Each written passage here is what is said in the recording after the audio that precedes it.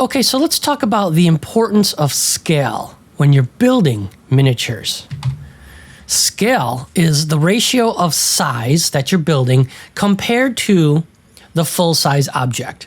So if somebody said something about a miniature being 1 to 12, that means that 1 foot is equal to 1 inch. So it's basically 12 times smaller than it normally would be, okay?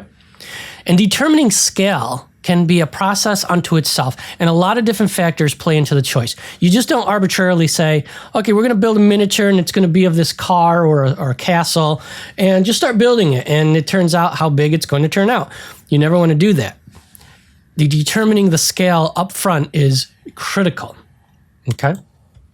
For example, these are shots of the Grand Budapest Hotel by Wes Anderson. And it's an absolutely fantastic film. You should check it out. But if you notice, the Grand Budapest itself, the hotel itself, is a miniature. Okay? And one of the most important aspects of the 2014 film was, of course, the fictional hotel that didn't really exist. And Wes Anderson is a self-proclaimed lover of miniatures. Okay? He puts miniatures in all his films. He loves it. And he used them extensively in The Life Aquatic and Fantastic Mr. Fox, okay? And no exact hotel could be found that would reflect the desired mashup style of Eastern European architectural elements. The hotel miniature is actually about 14 feet long and 7 feet deep. And the backgrounds of the hotel, they're not a photograph montage of weather or anything like that. They're actual paintings reproduced in the style of 19th century landscape artist Caspar David Friedrich. And this gives everything kind of a filtered, surreal feel to all the scenes. Here is a shot of the hotel, quite large, in front of green screen, so you could key out, of course, the background and put the paintings back there. So 1/20 scale or so, which is what this was built at, is a pretty favored range where realistic action and close visual detail are needed. Okay, downward towards 1/200th scale, or even smaller, can be acceptable for certain static background elements, where close-up details aren't nearly as important. But if you're building something quite like this big, 120 is about how small you want to go. Okay, so there's a shot with the paintings back there. Here's a shot of the green screen that they were going to later replace in. And of course, also keep in mind, they're shooting this outside. Why? Because the light is free. It's actually difficult to mimic sunlight inside of a soundstage. So why would you try and mimic that and potentially melt your model under lots of lights if you could just move the model outside and you get free light, okay? And the sun is the same. Nobody can say, oh, the sunlight is too small or too big. Nobody can see that, okay? So beautiful examples of Grand Budapest. Here's some more shots of the ski lift areas. Here is the actual ski lift. Now, in the actual movie, it's a miniature, obviously, but if you were to build that yourself for Wes Anderson's movie or perhaps your own movie, you wouldn't think that miniature is actually as big as that right there. I mean, that's a good, 18 feet high, right? Or 15 feet high. So they get pretty big. I'm going to show you the trailer now of the Grand Budapest Hotel, which has just absolutely wonderful examples of these miniatures in action. And take a look and see, use your critical eye and analyze how big do you think that miniature is when they built it? And does it actually work? Is it working for the scene? Now, keep in mind, Wes Anderson, he isn't going for ultra-realism in his films. They're very surreal. They're stylized. So that lends to a degree of margin for creativity if it doesn't have to be exactly 100% realistic. If it's stylized, you can get away with quite a bit. Take a look at the trailer for the Grand Budapest Hotel.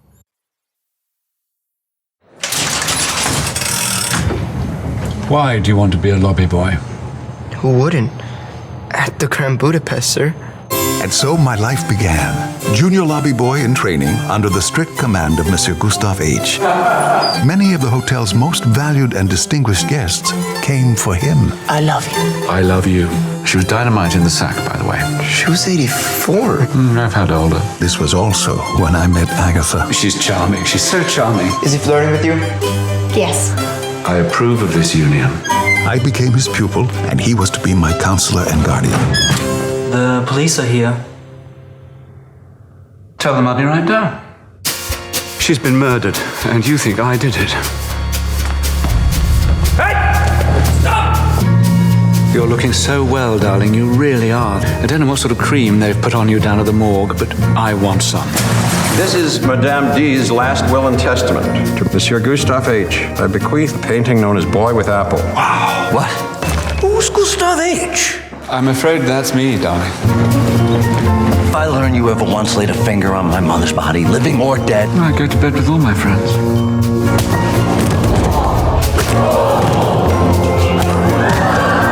We need to make a plan for your survival. Hide this. It's in code and you might need a magnifying glass to read it, but it tells you exactly where and how to find Boy with Apple. I'm a baker. I'm not a fence, if that's the term.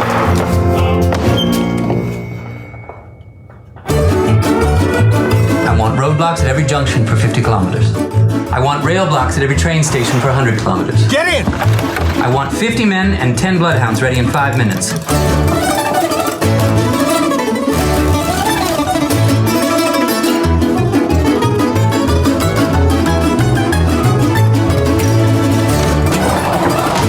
You can't arrest him simply because he's a bloody immigrant. Take your hands off my lobby boy!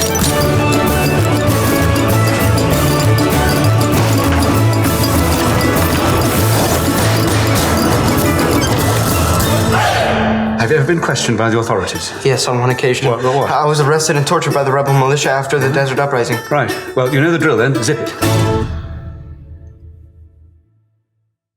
So how do you exactly determine the scale to use? Especially considering that it's so important when it comes to time and cost involved in this really very important decision.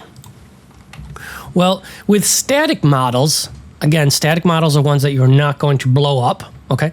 And they do not normally interact with natural phenomenon like snow and rain. But with static models, you don't just make up any arbitrary scale. Fabrication artists often have a catalog of objects and calculations that are easier without fractions and unusual numbers.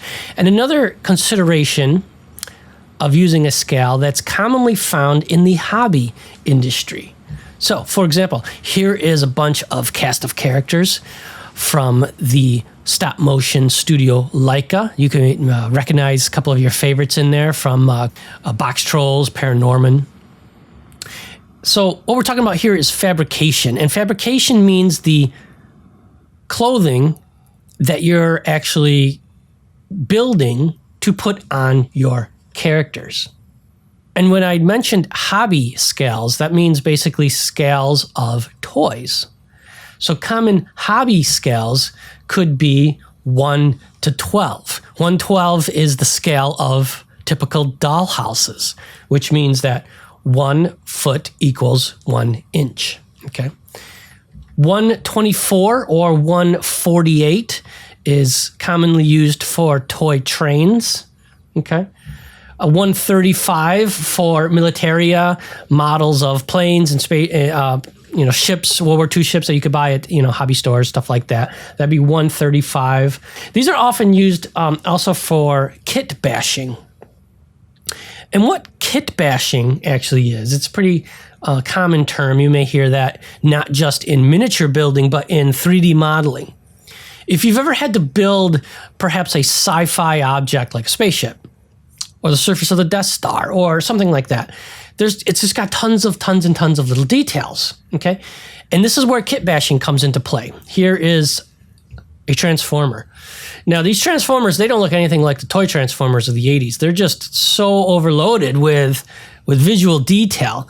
And it would take an awful long time to build all that stuff from scratch. But what kit bashing or model bashing actually means is it's a practice whereby a new scale model is created by taking out pieces of commercial kits And these pieces, these random pieces, may be added to a custom project or given to another kit.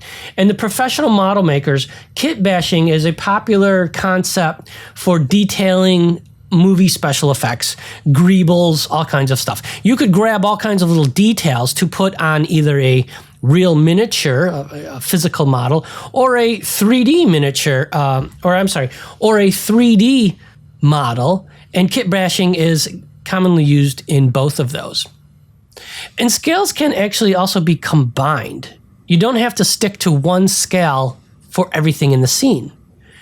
It works fine to have a 1:4 scale foreground object that's very large with lots of great detail in front of a much smaller scale object far away in the background, perhaps a spaceship flying over a town.